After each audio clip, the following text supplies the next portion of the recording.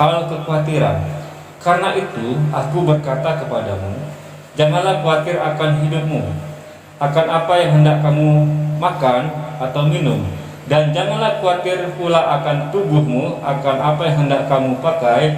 Bukankah hidup ini lebih penting daripada makanan, dan tubuh itu lebih penting daripada pakaian?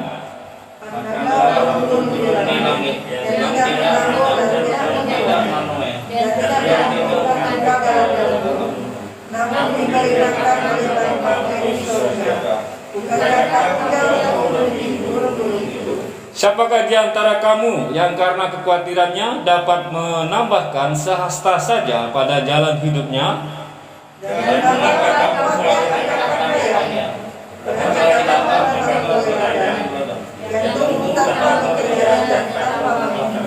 Namun aku berkata kepadamu, Salomo dalam segala kemegahannya pun tidak berpakaian seindah salah satu dari bunga itu. Jadi Allah menjadi rumput di ladang, yang hari ini akan sesuatu dalam api, tidak akan berbagi lagi menjadi kamu, hai orang yang kurang percaya. Sebab itu, janganlah kamu khawatir dan berkata, apakah yang akan kami makan? Apakah yang akan kami minum? Apakah yang akan kami pakai? Semuanya itu dijadi masa-masa yang tidak pada Allah. Akan tetapi Bapa Yesus sudah tahu bahwa kamu memerlukan semuanya itu. Tetapi carilah dahulu kerajaan Allah dan kebenarannya, maka semuanya itu akan ditambahkan kepadamu. Sama-sama. Sebab itu janganlah kamu khawatir akan hari besok, karena hari besok mempunyai kesusahannya sendiri. Kesusahan sehari cukuplah untuk sehari. Puji Tuhan, saudara yang kasih. Jadi firman Tuhan pagi ini saya beri judul jangan khawatir, ya. Dalam bahasa Inggrisnya don't worry, ya kan? Nah, don't worry. Ada lagu bilang don't worry, be happy. Tapi saya mau ubah sedikit, don't worry, be faithful, ya. Jangan khawatir tapi tetap setia. Jangan cuma sekedar bahagia, ya. Don't worry, be faithful. Jangan khawatir tapi tetap setia, tetap beriman kepada Tuhan. Bapak Ibu sekalian, pagi ini pertama kita akan melihat apa kekhawatiran yang dilarang, ya. Apa saja kekhawatiran itu yang nggak boleh, yang tidak semestinya kita lakukan, baik sadar maupun tidak sadar. Pertama saya akan bagikan itu kekhawatiran yang dilarang itu kekhawatiran yang membuat gelisah, kekhawatiran yang membuat kita stres, bahkan lebih tinggi lagi sampai depresi, atau lebih parah sampai sakit, atau lebih ekstrim lagi karena kekhawatiran seseorang bisa bunuh diri, ya, terganggu tidurnya, ya nggak bisa tidur kalau malam-malam, gampang terbangun karena mengkhawatirkan sesuatu hal, sehingga kehilangan sukacita dalam hidup ini. Jadi kekhawatiran yang model seperti itu, ya, yang tidak boleh. Jadi firman Tuhan di sini yang Tuhan Yesus ajarkan bukan berarti manusia jangan khawatir, berarti kita sempurna, semuanya santai aja mengalir, bukan, ya. Di sini bukan mengajarkan bahwa kita tidak membuat rencana, kita membuat persiapan, kita membuat antisipasi ke depan, masa depan kita, bukan dalam hal konteks seperti itu. Amin. Jadi kita harus memilah kekhawatiran yang bagaimana yang nggak boleh, kekhawatiran yang bagaimana yang wajar. Seharusnya kita memang seperti itu, ya. Dalam konteks ya misalnya berjaga-jaga, ya, antisipasi sesuatu yang memang nyata, ya, bukan sesuatu yang berlebihan, ya, semacam fobia seperti itu, ya, bukan seperti itu, ya. Anggaplah seperti saat ini, ya, biar kita pahami. Contohnya seperti ini, masa pandemi corona, ya, ada tingkat kekhawatiran yang terlalu ekstrim sampai tingkat panik, ya kan, sampai dia sangat pasif, tidak berbuat apapun, mengurung diri di rumah, saking khawatir kena tertular, ya. Tapi ada juga yang begitu santai, ya, tenang-tenang aja, ya. Bahkan memakai istilah iman. Kalau Tuhan Yesus itu berkuasa, aku nggak mungkin kena. Ya, nggak usah 3M. Ya, nggak usah 3M. Anak Tuhan kok 3M kan? Apa? Memakai masker, apa? Mencuci tangan, menghindari kerumunan. Ada seperti itu. Apalagi waktu bulan pertama masa pandemi corona itu, wah muncul tuh anak-anak Tuhan yang super imannya muncul. Benar. Pas masa 1 bulan pertama corona, wah macam-macam ngomong di sosial media. Penakut lo katanya ya. Ngapain? Nggak salaman. Penakut, maunya persembahan, salaman sama jemaat nggak mau. Wah gitu sampai bulan pertama tuh ya. Ada yang ngomong gitu sampai saking imannya super kan. Kan masih belum ini ya. Kalau muncul yang iman-iman seperti itu ya, terjadilah polemik ya. Nah, kalau beriman masa takut salaman, cuci tangan, pakai masker, kita beriman. Gak mungkin lah kena virus kalau anak Tuhan. Sampai seperti itu ya. Dan bulan kedua, ketiga mulailah muncul saudaraku. Yang tadinya katanya beriman, KO juga ya. Yang tadi katanya super imannya ya, dengan segala macam mujizat itu segala macam, muncul juga di berita. Dan baru sekarang, gitu ya. Nyata proses ya, memakan waktu yang lama ya. Saya bukan ngatain mereka, tapi memang begitulah ya. Kadang kita juga bisa seperti itu kan. Kan nggak tahu, siapa yang tahu corona kan? Nggak tahu kita sebelumnya. Seperti itu ternyata kan. Harus seperti ini ya, waspada. Ya seperti itu. Jadi kekhawatirannya bagaimana? Yaitu yang tidak boleh. Jadi kekhawatiran yang membuat ragu. Nah ini yang dimaksud Tuhan Yesus. Kekhawatiran yang membuat ragu dan tidak percaya akan pemeliharaan Allah. Jadi kekhawatiran yang membuat kita ragu akan pemeliharaan Allah kepada kita, itu yang tidak boleh. Kekhawatiran yang berlebih-lebihan akan masa depan, khawatir yang hanya mencemaskan sesuatu masalah tapi tidak berbuat apapun untuk mengatasinya. Oke, jadi itu. Jadi seperti apa saya buat gambaran? Saya dulu ada sebuah ilustrasi yang bagus. Khawatir yang di sini yang dimaksud Tuhan Yesus itu ibarat seseorang itu menghidupkan mesin mobil ya di garasi, dia menghidupkan mesin mobil, dia gas, dia tekan terus sampai ruangan garasinya penuh asap panas, tapi dia nggak jalan-jalan, gas terus, asap di dalam ruangan itu penuh, bising, gas tapi nggak jalan-jalan. Seperti itulah. Jadi kekhawatiran yang berlebih-lebihan tapi tidak melakukan satu tindakan yang positif. Bisa seperti itu, sudah kasih ya. Baiklah, jadi apa saja yang biasanya dikhawatirkan oleh manusia? Tuhan Yesus mengajarkan kepada kita apa saja yang biasanya dikhawatirkan oleh manusia secara umum. Yang namanya manusia ya, pasti dia khawatir bla bla bla. Apa saja? Di sini Tuhan Yesus mengajarkan pada ayat 25. Kita lihat ya, 25. Karena itu aku berkata kepadamu, janganlah khawatir akan hidupmu, akan apa yang hendak kamu makan atau minum. Dan janganlah khawatir pula akan tubuhmu, akan apa yang hendak kamu pakai. Bukankah hidup itu lebih penting daripada makanan dan tubuh itu lebih penting daripada pakaian? Jadi di sini Tuhan Yesus menjelaskan kepada kita sebuah gambaran apa saja yang biasanya dikhawatirkan oleh manusia. Juga murid-murid pada saat itu ya, sekitar 2000 tahun yang lalu sama. Jadi kekhawatiran di tahun 2000 tahun yang lalu pada masa kini tetap sama. Apa itu? Itu kekhawatiran soal sandang pangan. Ya. Kekhawatiran soal sandang pangan, yaitu makan, minum dan pakaian. Ya. Nyata zaman sudah maju seperti ini pun ya, orang sudah pada pergi ke bulan, masih saja tetap khawatir tentang soal apa?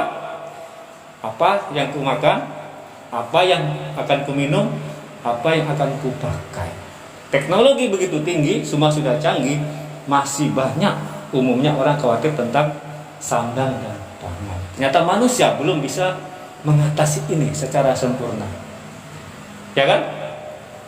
Negara yang maju, Amerika, tetap ada golongan orang yang masih mikir makan, minum, pakaian, padahal sudah maju. Ya. teori ekonomi yang sudah canggih seperti apapun, tetaplah masih ada manusia yang khawatir makan, minum, dan pakaian. Ya kan? Nah, jadi di sini kita lihat makan atau minum ini berbicara tentang kebutuhan jasmani. Ya, kebutuhan jasmani. Yesus berkata, ya, bukankah hidup itu lebih penting daripada makanan, dan tubuh itu lebih penting daripada pakaian. Di sini kata kuncinya hidup. Ya, Yesus mau membedakan apa yang lebih penting daripada makanan dan minuman serta pakaian. Ini di sini dikatakan hidup. Ini menarik, saudara. Hidup. Apa hidup di sini? Dalam arti kata apa hidup? Ya, nanti saya akan jelaskan. Pertama saya mau beri gambaran, saudara. Apakah tujuan hidup kita, saudara-saudaraku? Ada pepatah mengatakan hidup untuk makan atau makan untuk hidup. Mana yang Bapak Ibu pilih? Kita nih hidup untuk makan atau kita makan untuk hidup? Ini nyambung sini ya, konteks di sini. Nah, coba renungkan sebentar. Aku bangun tidur, aku makan pagi untuk apa sih? Makan telur, makan nasi goreng, minum. Oh ya, untuk makan aku bangun. Oh, untuk makan. Atau ada yang lebih dari itu? Ya pasti secara bijaksana kita hidup untuk apa? Makan untuk hidup, bukan hidup untuk makan. Kalau itu untuk makan, ya udah sama saja dengan yang di kandang kan? Nah, kan? makan ya udah, itu doang ya. Dia bangun tidur untuk makan. Tapi manusia hakikatnya bukan hidup untuk makan, kita makan untuk hidup ya. Kita dari pagi bangun, kita sarapan, biar aku bisa pergi ke gereja, bisa jalan kan, nggak ada tenaga kan.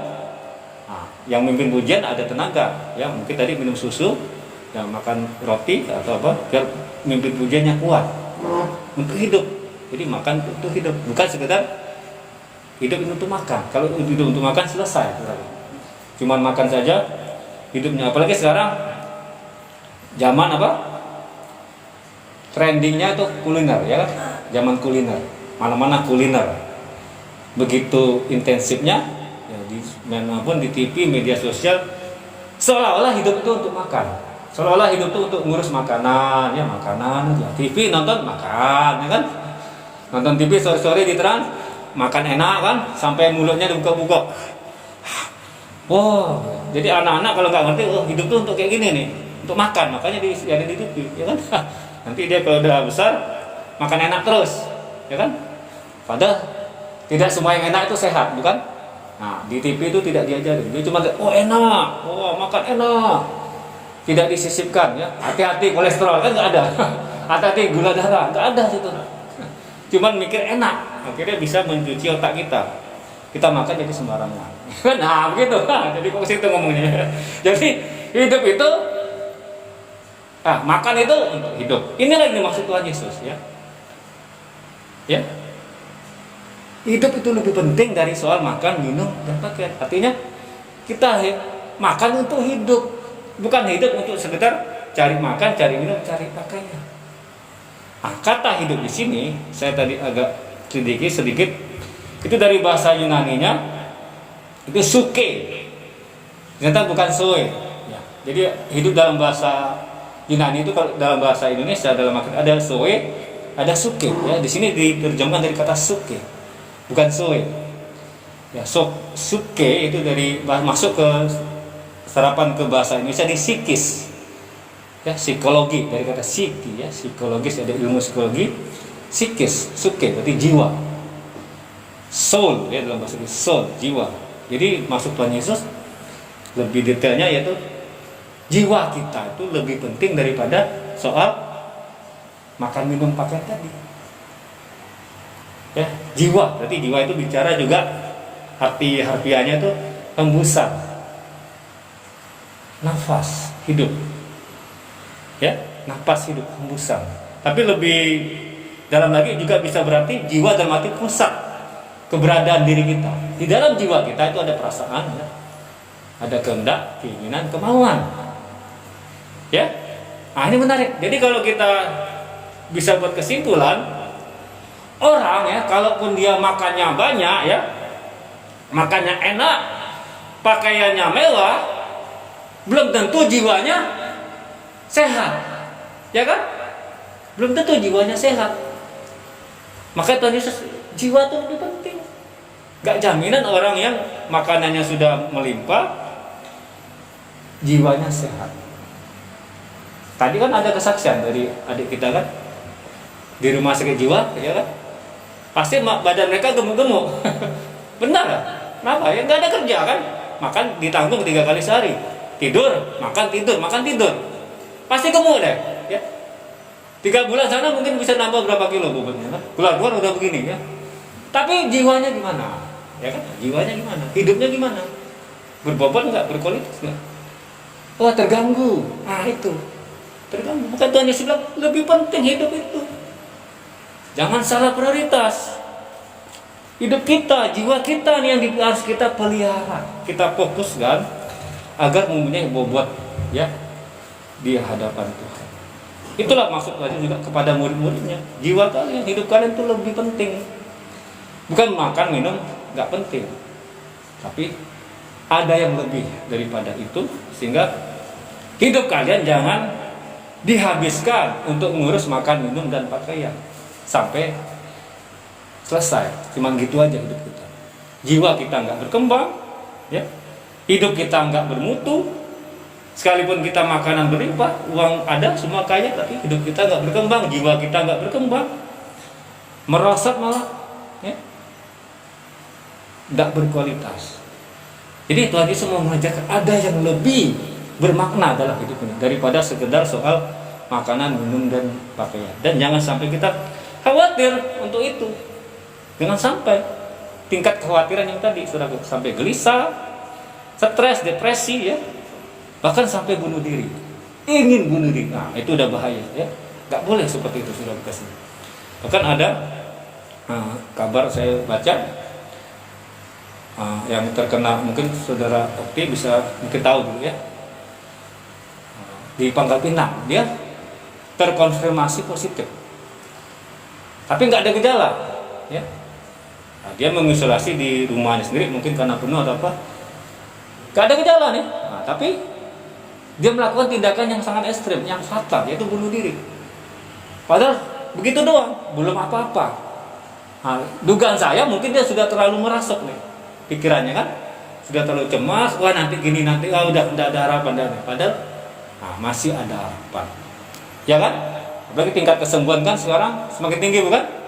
Sembuh. Jadi ada gejala sedang, ringan, dan berat, ya. Jangan sampai terkena yang berat, tapi dia belum tahu gejala apa sudah putus asa. Ya seperti itu, ya. Jadi saya ini sering istilah corona aja karena konteksnya kan banyak orang khawatir kan saat ini gara-gara pandemi. Jadi saya bawa konteks itu, ya. Ada juga seorang ibu terkonfirmasi positif, dia mengurung diri di kamar, nggak mau periksa, nggak mau cek ke rumah sakit, saking takutnya akhirnya dia lewat di situ. Ya, warganya akhirnya membawa dia, ya, terbukti apa? Ada lembaran kertas dia positif, nggak cek ulang, nggak kemana. Jadi dia saking takutnya. Jangan sampai seperti itu terjadi, saudara kasih. Itu contoh-contoh khawatir yang sangat ekstrem sehingga fatal akibatnya. Oke, jadi tadi kita bicara tentang tujuan hidup, ya. Tujuan daripada hidup itu lebih mulia, ya, daripada makanan, minuman, atau sandang pangan yang sifatnya jasmani. Jadi hidup atau soe ini, pertumbuhan jiwa kita itu adalah menjadi tujuan. Oke? Makan, minum, pakaian yang sifatnya jasmani itu hanya sarana, alatnya saja, aksesorisnya saja, perlengkapannya saja. Tapi bukan itu tujuan kita. Tujuan hidup kita adalah mengembangkan jiwa kita. Kalau di sini kita mengembangkan jiwa kita menjadi seperti Yesus tentunya, ya. Mengembangkan jiwa kita menghasilkan buah roh, karakter-karakter ilahi yang sesuai dengan firman Tuhan, warga kerajaan Allah. Ya kan? Nanti kan kita akan lihat, carilah dalam kerajaan Allah. Ya. Itu. Jadi Saya ulangi, kualitas hidup itu lebih penting daripada kuantitas sandang pangan yang kita miliki. Amin. Jadi kita dengan orang kaya itu cuma beda tipis. Bedanya tipis saja. Hanya soal kuantitas makan minum saja sebenarnya. Ya, tapi kita bisa lebih unggul daripada orang kaya kalau kualitas, amin, jiwa kita itu excellent. Jadi kita tidak usah minder sama orang kaya. Di mata Tuhan yang membedakan kita bukan kuantitas kekayaan kita, berapa banyak kita makan, ya, berapa banyak pakaian kita yang mewah, bukan. Di mata Tuhan kualitas hidup kita lah yang berharga. Nah, ini ya, ini kita kembali kepada perspektif rohani ya, menurut nilai-nilai kerajaan Allah, saudara-saudara yang kasih. Jadi itu. Nah, berikutnya saya akan lanjutkan pada poin berikutnya. Apa yang harus kita khawatirkan sebenarnya sebagai anak-anak Bapa di surga dalam konteks kekhawatiran tanda kutip? Apa yang harus kita fokuskan? Kita dalam kutip stres sampai kita gelisah dalam arti positif ya, sehingga kita nggak nyaman rasanya hidup ini. Apa yang seharusnya kita fokuskan hidup kita sehingga kita berpusat pada hal itu? Jangan kita salah fokus, jangan kita salah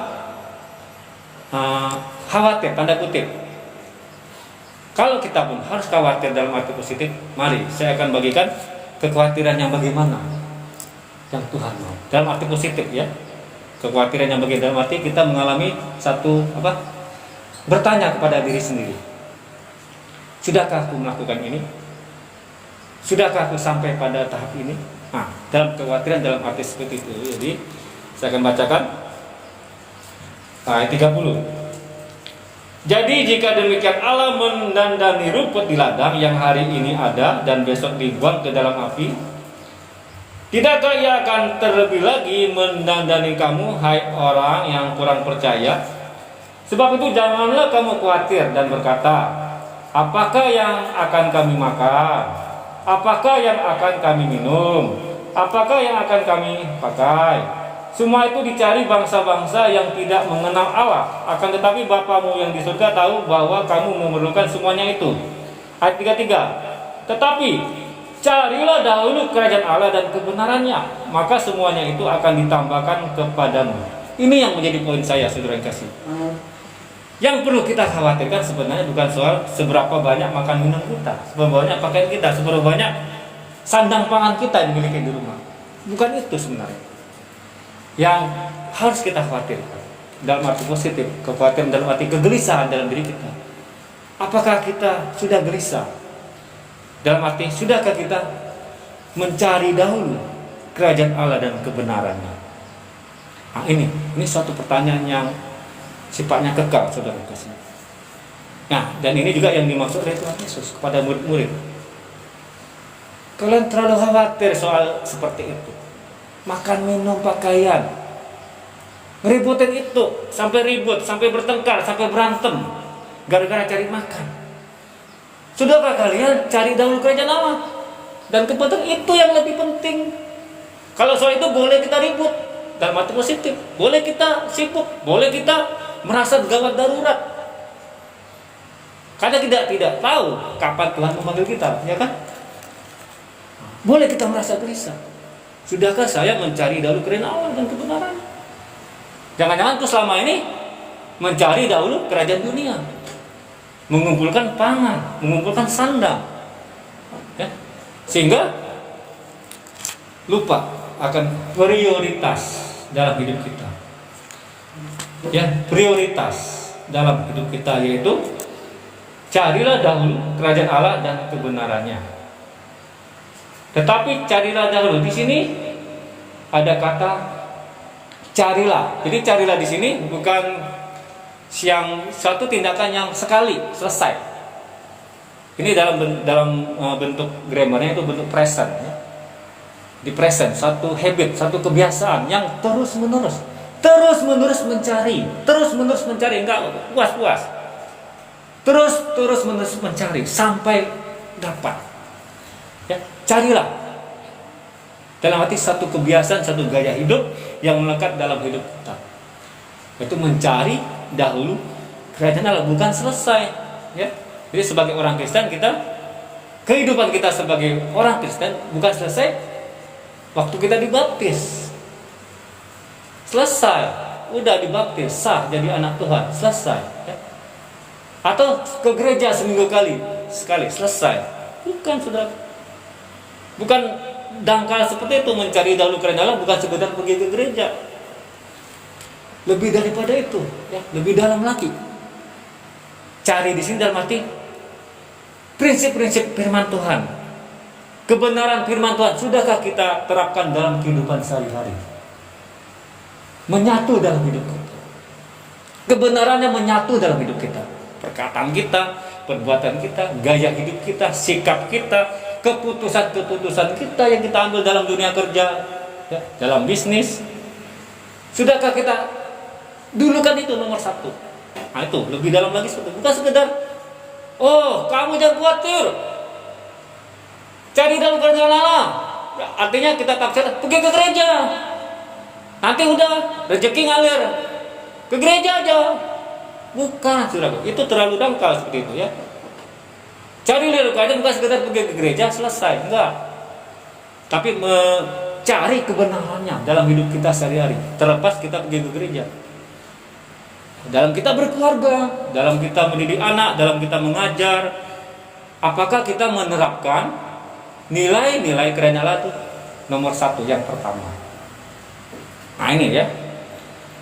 Sehingga aplikasinya ketika kita misalnya, ya, kita dalam bekerja, kita mencari makan untuk memberi nafkah bagi keluarga kita. Kalau kita menerapkan cari dalam kerajaan Allah sebenarnya, ya, kita bekerja pasti dengan jujur. Amin? Pasti. Karena kita memprioritaskan kerajaan Allah. Bukan soal dapat untung dulu, ya kan? Tapi kalau bangsa yang tidak mengenal Allah tadi, dia nggak peduli itu. Yesus bilang apa? Bangsa yang tidak mengenal Allah mencari semua itu. Artinya apa? Itu yang menjadi fokus mereka. Makan, minum, pakaian itu jadi fokus. Yang penting numpuk banyak, untung besar. Gak ada kerajaan Allah, gak ada kekekalan. Yang penting keuntung. Nah, mau cara apapun, yang penting untung, yang penting besar, yang penting dapat banyak. Yesus katakan itu orang bangsa yang tidak mengenal Allah seperti itu, ya. Tapi kalian murid-muridku, carilah dahulu, ya. Ya, hayati dulu firman Tuhan, kebenarannya dalam hidup kalian. Ya. Ketika kita tergoda untuk menghalalkan segala cara dalam hidup kita, kita ingat firman Tuhan, carilah dahulu kerajaan Allah. Oh, enggak jadi. Dan kebenaran kita enggak lakukan. Ya, orang boleh pakai jalan pintas, ya. Tapi enggak, kita jalan lambat tapi aman. Amin. Ya, orang boleh shortcut. Enggak apa-apa. Itu bangsa dia udah, tapi kita bangsa yang mengenal Allah. Kita punya prinsip. Ya, kita punya idealisme sebagai warga kerajaan Allah. Inilah yang dimaksud Tuhan Yesus, ya. Jadi kata dahulu di sini, carilah dahulu ini, kalau dalam bahasa Inggrisnya lebih kena, yaitu first, pertama. Seek first, carilah pertama kali. Jadi ada first, kedua, ya, ketiga, keempat. First. Yang pertama apa yang harus kita cari? Kerajaan Allah dan kebenarannya. Baru secondnya, baru thirdnya, ya. Mungkin makan minum, mungkin pakaian, atau yang sifatnya jasmani. Nah ini perspektif kerajaan Allah memang berat, saudaraku. Artinya kita rohani itu nomor satu, ya kan? Kerohanian itu tingkat yang pertama, yang jasmani second. Atau ada yang bilang dua-duanya seimbang. Nah, ada seperti itu, ya. Nah, itu masalah aplikasi saja. Yang penting dalam pola pikir kita, ketika kita dihadapi satu masalah atau kesulitan, persoalan, kita menerapkan firman Tuhan sebagai prioritas yang pertama. Ini yang dimaksud, ya. Lebih daripada prioritas mendapatkan makan, minum, pakaian. Oke, jadi kegelisahan yang positif ini, itulah yang harus kita gali dalam hidup kita. Jangan kita begitu nyaman di dunia ini, begitu enak dengan segala sesuatu yang ada, sehingga kita tidak gelisah lagi. Sudahkah hidupku di dalam kerajaan Allah? Sudahkah hidupku sepadan dengan prinsip-prinsip firman Tuhan? Sudahkah aku hidup dalam kebenarannya? Ya, terlepas maka semuanya akan ditambahkan kepadamu, itu enggak masalah. Ya, maka di sini kata koma, maka semuanya itu akan ditambahkan kepadamu. Artinya itu bukan masalah yang besar. Maka ada kata koma, ini kan kalimat sebenarnya ada bagi dua ya, ada kata koma. Maka semuanya itu akan ditambahkan kepadamu. Apa semuanya itu? Makan, minum, pakaian. Itu di kalimatnya di belakang. Artinya apa? Itu bukan masalah yang besar, bukan masalah yang mendesak. Yang mendesak adalah Yesus bilang, carilah dahulu kerajaan Allah dan kebenarannya. Ya, nah ini ketika kita sudah gelisah dalam mencari dahulu kerajaan Allah dan kebenarannya, saya pasti jamin kita tidak akan gampang khawatir, saudara-saudara punya kasih, soal kebutuhan jasmani. Pasti, karena perasaan kita, jiwa kita sudah mengalami itu, satu kedekatan ya, kepada Tuhan. Bukan berarti kita menjadi orang malas, gak kerja, belajar firman, bukan itu ya. Bukan itu maksud firman Tuhan di sini. Artinya apa? Ketika kita memprioritaskan ya, kerajaan Allah dan kebenarannya, pasti nggak gampang deh ya kita khawatir soal apa yang akan aku makan, apa yang akan aku minum, apa yang akan aku pakai. Pasti nggak gampang banget. Dengan kita belajar firman Tuhan, nilai-nilai kerajaan Allah, pasti Tuhan buka jalan, ya kan?